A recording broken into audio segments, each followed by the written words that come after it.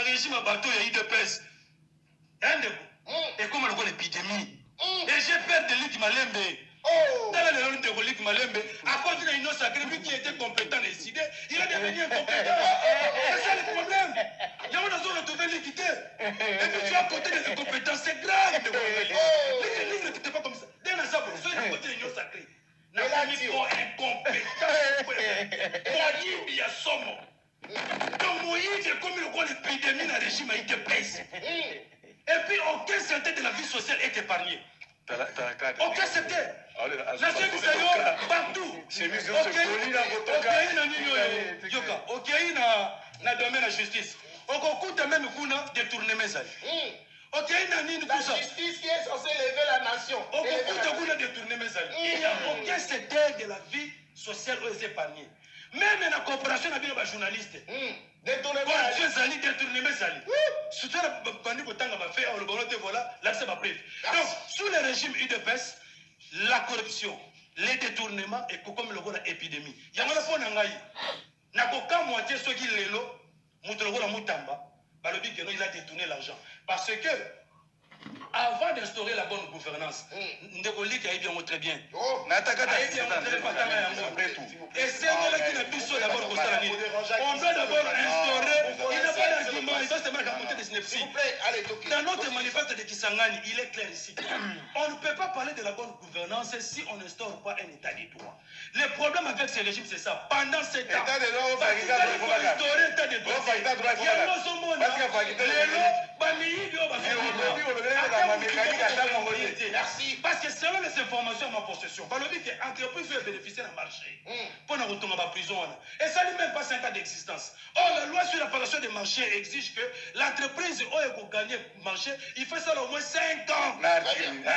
Monsieur, sois calme, monsieur. Je suis en train de t'expliquer. Donc, c'est pour te dire qu'aujourd'hui, je ne suis pas surpris d'apprendre que ce mot-là paralaïba qui parce que les détournements, Koyiba, dans le régime Chilombo, et Zali, l'épidémie. Au Kotikuna et au contaminé de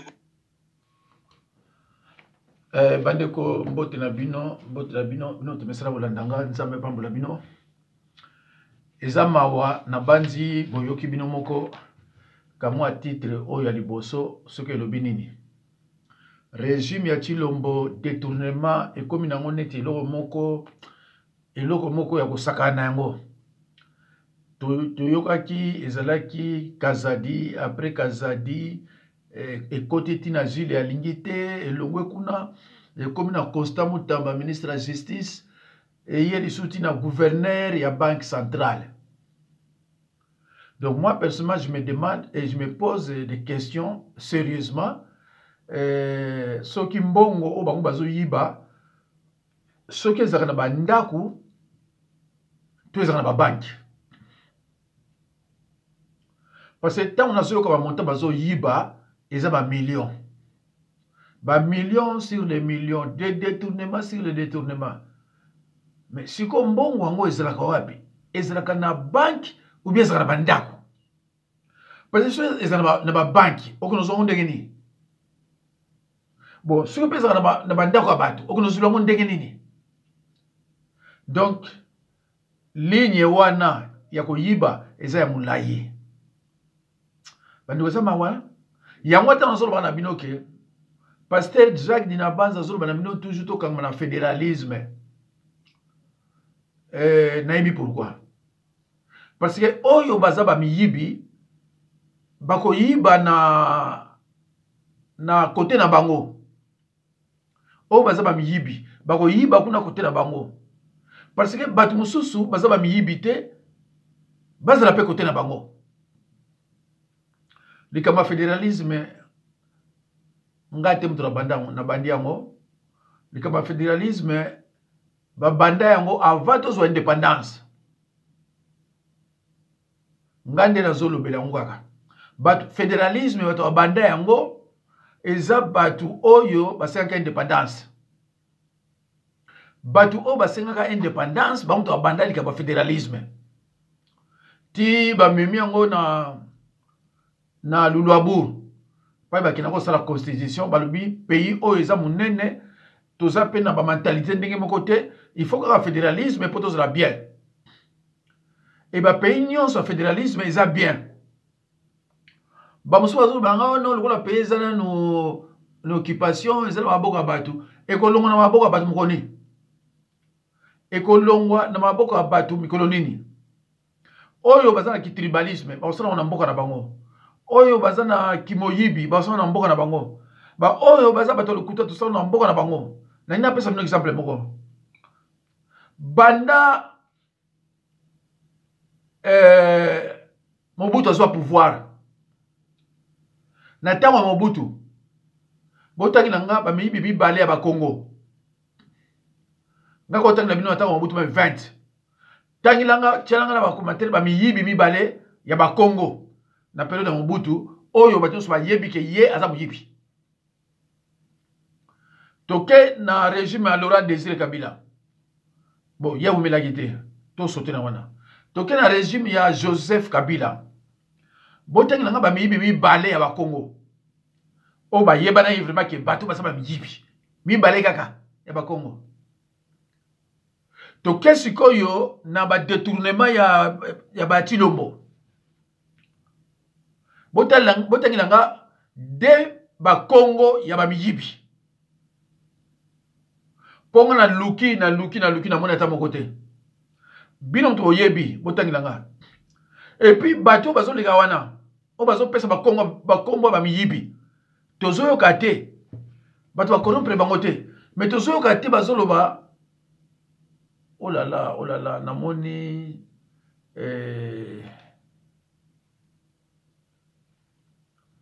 tozo yo kate ke mu Congo ayibi o ba Congo ba yibi tozo yo kate tozo ka ba kombo mususu ya bato mususu wana tozo yo kake ya basaba miyibi mais ba Congo tozo yo kate voilà. Cela veut dire que bango bazana makama miyi ko yiba etali bango te makama ko yiba ko etali bango te yango na ngai nazokanga maka l'air nyonso na fédéralisme na banzi ngamo kam to solo bayango ba muso bazolanda nde na sima tango yoki yepa ekoloba ce qui yo pe oyebi ke koloba makama fédéralisme oleki osali vidéo na yo alo bandeko tozwa susu ba image namoni vraiment que téléphone nanga tokende kaka ke kimoyibi bongo le reste to lobilango après toyokana no lingi jouissance mingi soki mbongo ezali tokabola nanu toko réfléchir après mbongo projet eye tokaboli nanu toko réfléchir après c'est ça le problème mbongo eye fonctionnement tokaboli tomipesi basalaire baprime toko réfléchir après comment veux-tu expliquer que na premier mandat mobimba l'État a créé 53 établissements publics à Sika. Donc c'est des gens qu'il faut payer et tout ça. Et puis on les crée en cours d'année. Même pas de prévision budgétaire. Oui, on les crée qui 53 en 5 ans. Donc, et puis ils commencent à recruter et puis ils n'ont même pas de cadre limite. Alors, comment recruter, tout ça. Comment veux-tu qu'on s'en sorte? C'est ça le fond du problème. Mais pour yon to kutana mo konjoye pisa kete ke samba pa na conseil des ministres no beta lisoni. Toye mais ça matata. Organiser ça simple, ça matata. Mais ça bleu moko comme tout ça famille moko, famille Congo, il faut qu'on attende à expliquer à Batuba comprendre ça. Mais il faut peu courage pour ça maintenant pour avancer. Et rien n'engaille peut-être des équipes n'ont aucun bango. Pourquoi? Parce que nous avons une expérience à Bambo Kebele. Donc nous avons un outil que ici koyo les amabe. Parce que bango au béni faut mutu.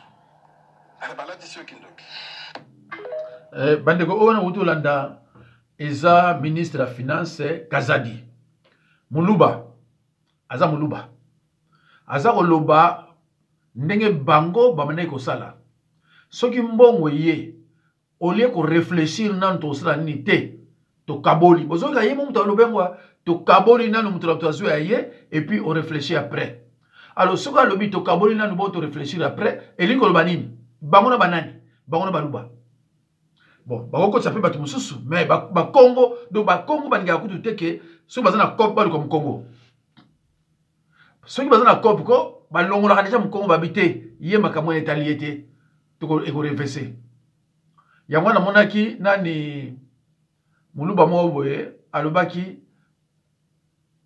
ceux qui bolingi to avancer bozong sa pouvoir na bakongo et monuba alors ceux qui bolingi to avancer bozoka pouvoir bozong sa na bakongo parce que biso to kokite balu balo bazolo baké mutaka na makama ki moyibi mobutu c'est vrai to yebi yango mais bino bobundisa ka ye bobundisa mobutu pona ki moyibi wana mais siko bino le bozo l'exemplaire te bandeko lelo yo bato bazopesa nga réseau ebele tangu nalobaka na bino ya 2018-2019 mulu baza nani bato ebele bafinganga basalanga bamisio ebele oza ndoki motema mabe okende kolia bato na luozi okende kolia bato na njili okende kolia bato na matadi baloba nini bakorrompre me bato e video mosusu balobi kaka ko Pasteur Jacques Dinabanza lobi vome kutu oboma muluba otika nyoka. Moi je n'ai pas dit des choses comme ça. Nyon sona kana mai lisumu pona bai na bango ke na bai na binoke Tshilombo akosala rien. Il n'a jamais travaillé en RDC akosala rien akoyebe le côté. Na loba na bino ba défaut nyo sa muluba. Menteur, moyibi, ingrat, faux pasteur. Na loba biloko tout. Et biloko tonga na loba yangwana lelo bozo komona bato bango babenga pasteur limbisanga na loba mabe pona yo na comprenaka te na kasanga ndo zaka tribaliste mais to komona ngo sikoyo na loba ni soki oyo kilika bimi na munoko na nga na lobi na yo ke mutu aza boye kocha tembete ezala makoba nzambe ezala na makoba mboka. Si vous voyez que bimi na munoko nanga na lobby que mutoyo ça ne vaut même pas la peine. Kocha tembete. Parce que na la jalousie pas mututé na haine pas mututé. Mais tant on a lobby et ça ndinga na lobby. Voilà. Alors tokota la lisusu toka sumususu. Après wana ya mibeko ministre de la justice ozali kosenga marché de gré à gré bakabela yo marché il y a 39 millions de dollars papa na mboka toza na kona pasi ngana uti na est toza na mosolo te pona mosala la guerre tozali ko négocier na ba américain lelo contrat ya paix contre minerai critère ya liboso ezali bonne gouvernance kotosa kotika moyibi tomoni peke ministre Mutambazai moko te ana complicité ya ministre ya finance na ministre ya budget. Puisque mon solo bimate, chaque ministre a budget à ça, j'ai tout na boji. Boji, pesa bito numéro à DTO au pesaki. Comment yo qui ko liquider mon solo munene boy pendant la guerre? Quelle urgence y a na Kisangani? Ba trois ministres wana baya awa. Pour ça soni, mais soti, madame mibali ya solo. Balu kadia ko démissionner pour to ko millier bango ya solo. Et ko na histoire ya mboka ke ba député ba millier ki ba ministre.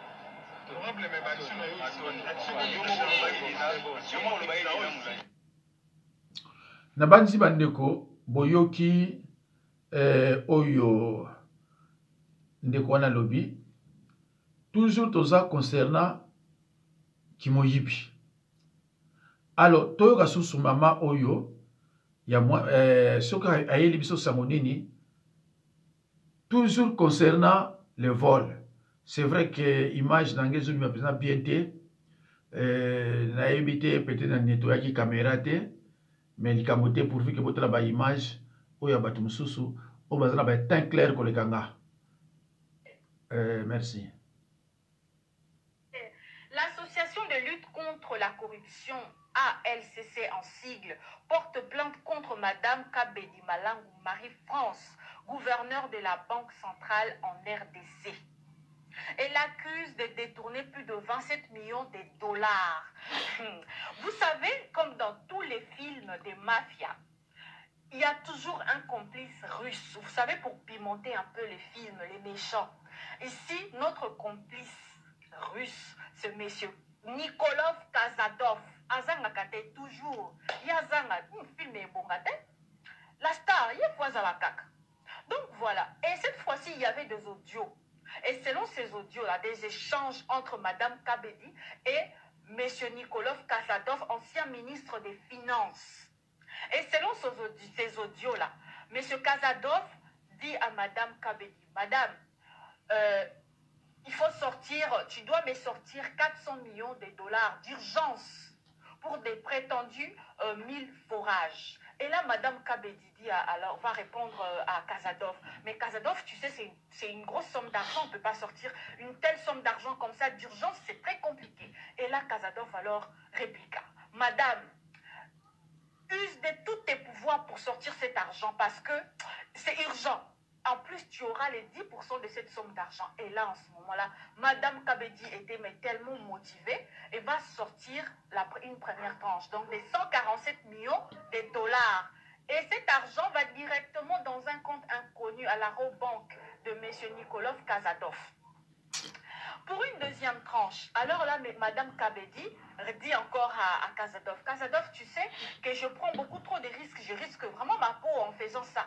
Donc, il me faut une augmentation. Là, Kazadov va lui dire, t'inquiète pas, madame, je vais t'augmenter de 2%. Donc, cette fois-ci, tu auras 12% de cette somme d'argent. Et là encore, madame va sortir maintenant une deuxième tranche de 87 millions de dollars. À Tabinomoko. Et là, nous, on va rester comme ça en train de regarder ces gens, des criminels en cravate, en train de saigner notre pays. Comme ça, notre pays à tous. Pendant que la population est dans la pauvreté extrême.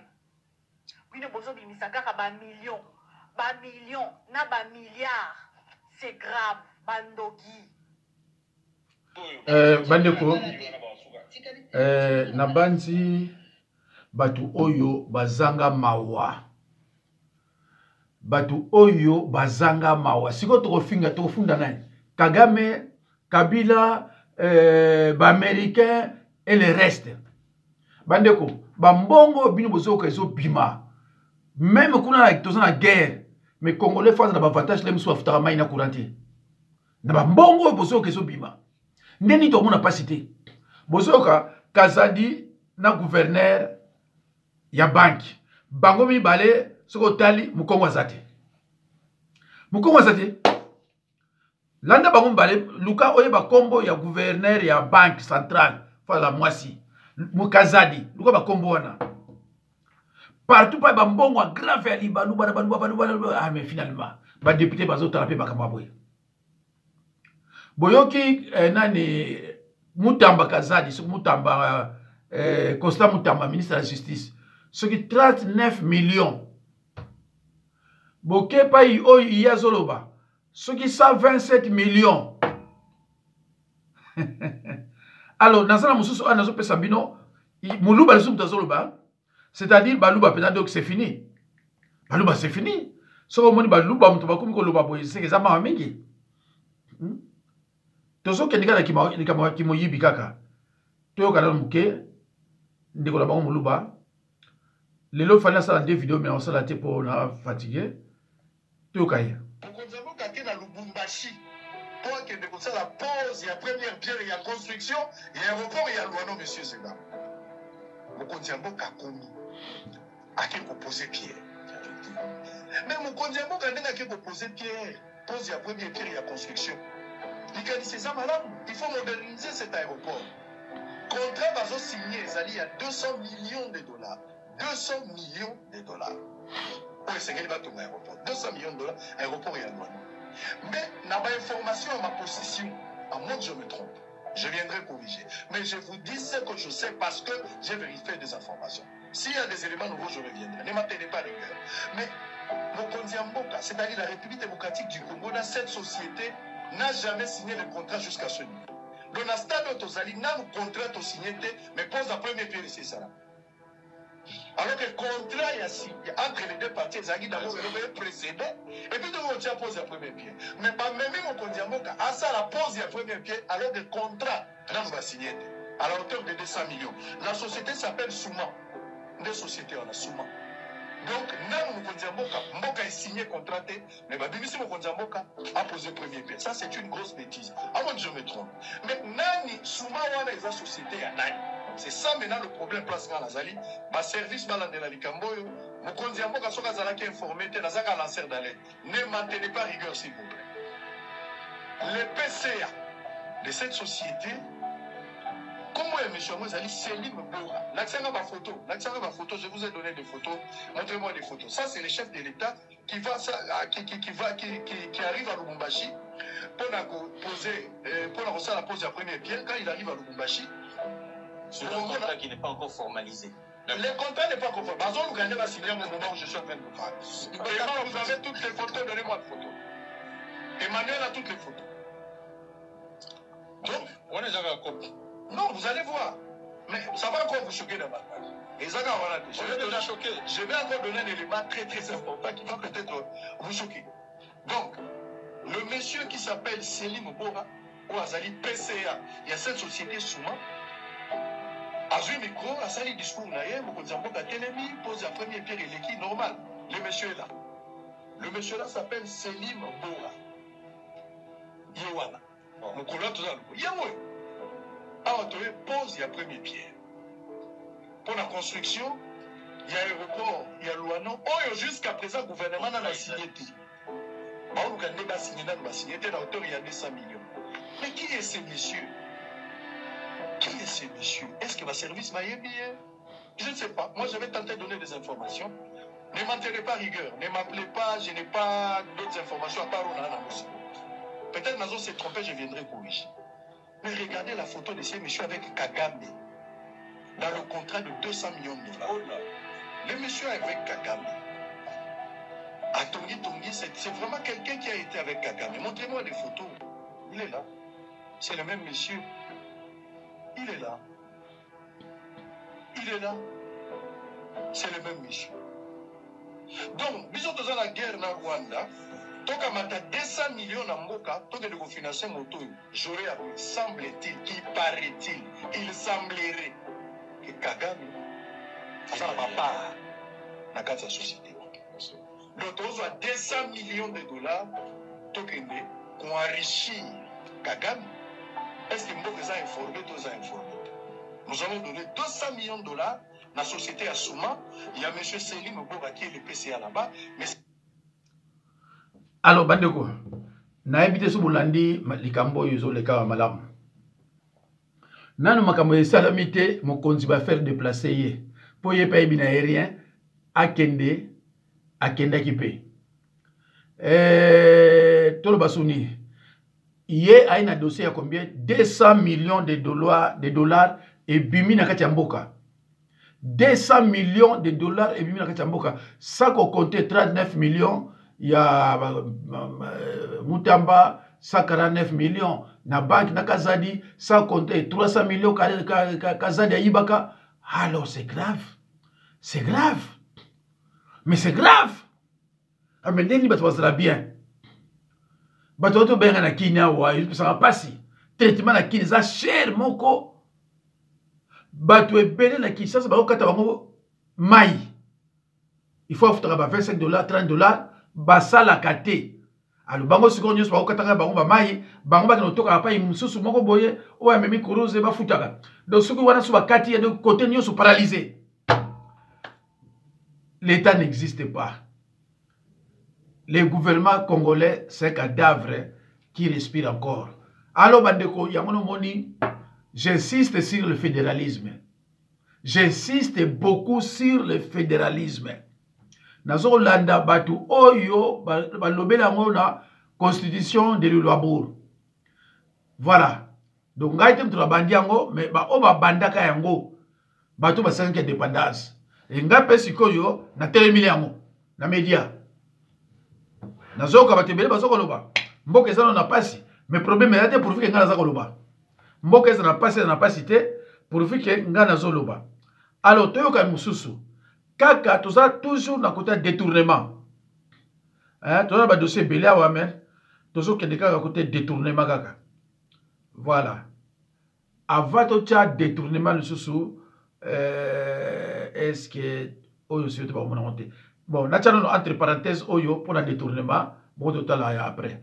Samuel Ramazai na banquette na ngai concernant dossier Stade de Martyr. Le lot toza le 11 avril là. Le 11 avril 2025, dans un Stade de Martyr actuellement. Il y a quoi? Dans l'état de la toilette, stade, on va le film bien. On le dit que non, image wana stade Martyr eza ndenge wana te botala ete ya toilette batoilette ebiti botala soki nga nazokosa te na baveni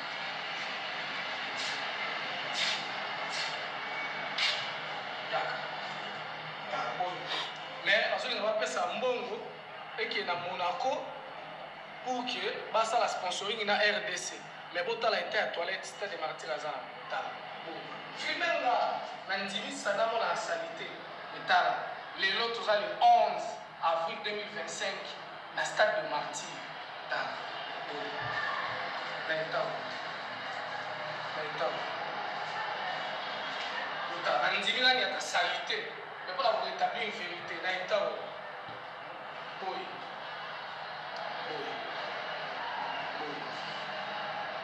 mon cher filmenga na zo filmenga na boy na etao boy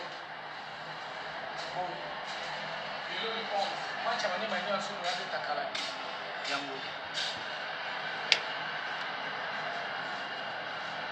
yango tosenga na chef de l'état contrat oyo bazolinga basala na AC Monaco wana badeverse ba millions de dollars pour rien pays ekobénéficie eloko moko te oyo kondisa biloko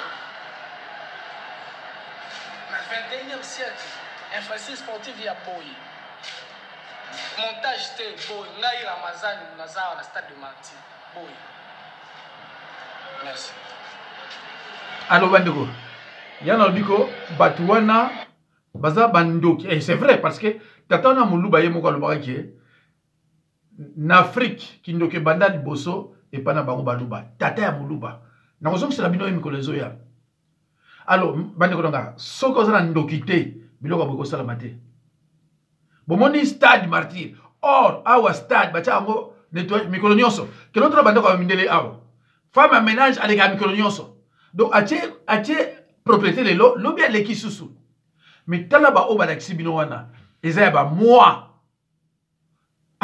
bozo yiba 200 millions bozo yiba 39 millions mais pas yiba tia propriété wana et c'est na $1000 te $1000 te po basuma ba kisi bacha et c'est $1000 te awa na poto pour la somme biloko nyonso wana et c'est na $150 te 150 euros te pour ba kisi wana $100 kutu te 100 euros kutu te ah bandeko nazala biloko ebele mais na boyi ko sala ba de vidéo na sala ka moko makambo se belé alors tikana tshila bino dossier oyo. Je vous amène au Congo-Kinshasa, le pays réputé des voleurs en costume au sommet de l'État. C'est extrêmement grave ce que je vais vous révéler dans cette vidéo. C'est du jamais vu sous le soleil. Il vous arrive de fois de vous poser des questions sur les causes justes de la pauvreté en Afrique et de la destruction des États et des nations. Parfois, vous n'avez pas des réponses justes. Aujourd'hui, nous plongeons dans les méandres des scandales financiers qui gangrènent la République démocratique du Congo depuis 2019, sous le régime du président Félix Tshisekedi. Pour être récompensé par le pouvoir dans ce pays, il faut être un voleur des fonds publics, estimé à des centaines de millions de dollars chaque année. Ici, la politique n'est pas de l'apostolat.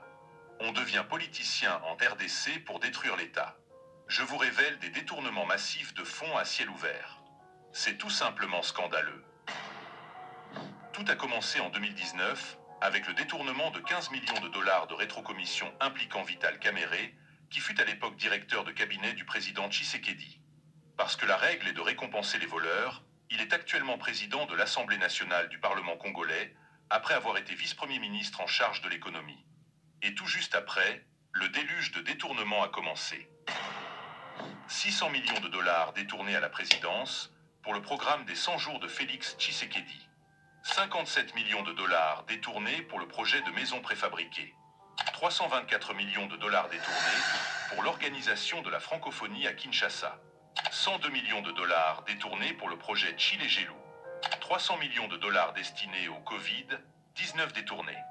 Ces criminels financiers du régime de Tshisekedi sont allés plus loin, jusqu'à voler 600 millions de dollars pour le projet RAM, qui a vidé les téléphones des Congolais, ce pauvre peuple à la merci des scénarios de crimes depuis la présidence.